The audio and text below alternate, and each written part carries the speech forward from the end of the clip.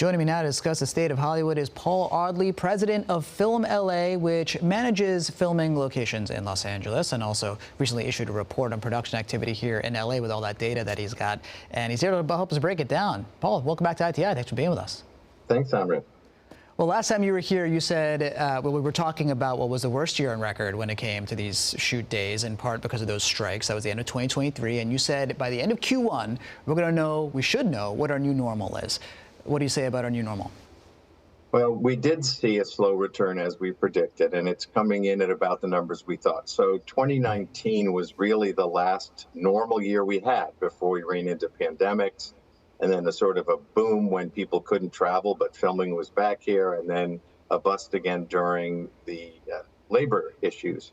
So right now we're running somewhere about 85% of where we were in 2019, and that's about what we predicted would be the case for us now coming into Q2 of 2024. Well, you keep track of film and you keep track of television, and we'll take the bitter pill first. Talking about TV numbers, double-digit loss year over year, something at 16.2%. The 5-year trend also looking pretty bad, down 33%. Yeah. And when you were here last time, you said TV's where we're number one. Film is actually what we've ceded to a lot of other jurisdictions. What's going on with TV, and how worried should we be?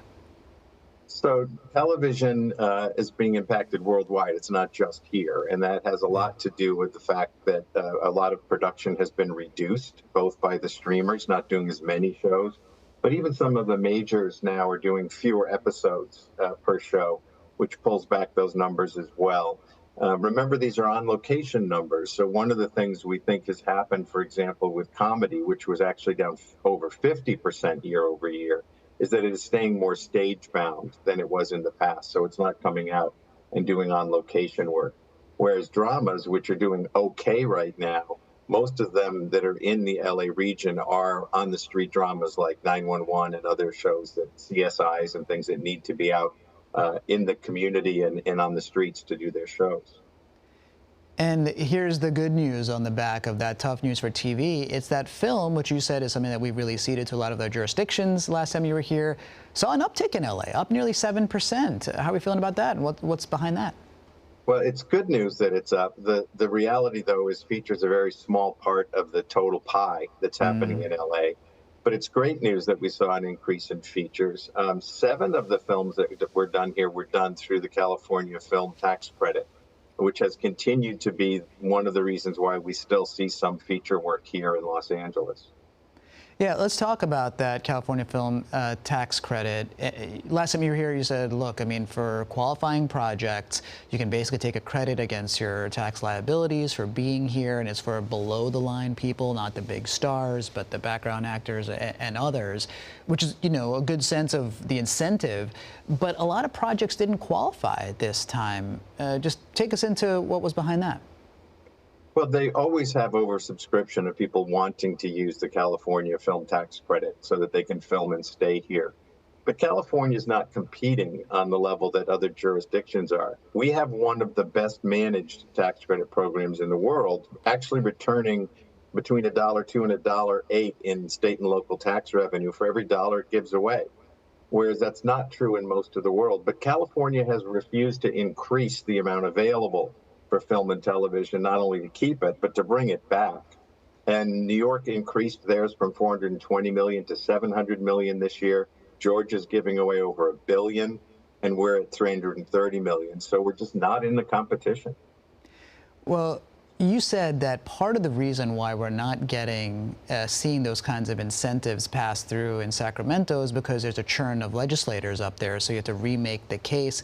You've talked to other jurisdictions to try and help, you know, make the case that it's not just LA and Southern California that benefits. There's other areas of the state as well. What does the lobbying effort, so to speak, look like to try and get some of these tax credits that you're advocating for on the desks of some of those legislators up there in Sacramento? Well, the last time we had a major success, it involved all of the film offices around the state being present to talk to their own legislators about the local impacts it had. It had a lot of presence from rank-and-file union members talking about the impacts on their lives of having to leave and not being able to work locally. And it had vendor community, which Joseph in the earlier piece was talking about how important that community around the film industry is and how much the industry supports it. So when all of those people, the sort of normal folks, the middle class people of California, were in Sacramento telling them the story, we saw a pretty good change. And so I think we are in a place now where the state's budget isn't great, but we'll have to start that education process again with all of those different groups being up there talking to their local reps, not LA-based people trying to talk to folks from upstate or downstate about the need for this tax credit to do better. Yeah, as you've said, lawmakers in general are slightly averse to tax credits, but when you can show the receipts, maybe that changes the narrative. It's something I know you all are working on. Silver linings, films up, what else are you seeing that gives people hope? Well, I think we still see the developers of Soundstages continuing to build here, and that's been a problem. Even though the number of shows is down, we still have a space issue, which means some folks who might have come here can't. And we need more of the gigantic stages for the large features that, Britain has built and Georgia has built and New York is building and Toronto's building. And now we're in the process of getting some of that online as well. So some of the good news is as these come online, and one of the new stages out in Sun Valley is coming on next month with 6 new stages. This is good news for increasing capacity to do filming here. And we continue to do a lot to make sure it's easy to film here, that the process is helpful, that we can move quickly and get things done. So we face uncertain seas as we go forward with questions about AI and questions about how much production is going to happen in the world and will we compete well on that tax credit. But LA still has extraordinary resources for the film industry, and the industry knows it.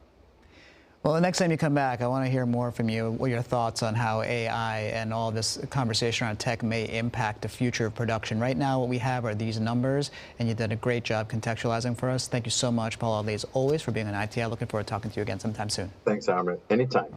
Thank you for watching our YouTube channel. Let Spectrum News be your resource for balanced, in-depth political coverage, and click the subscribe button right here.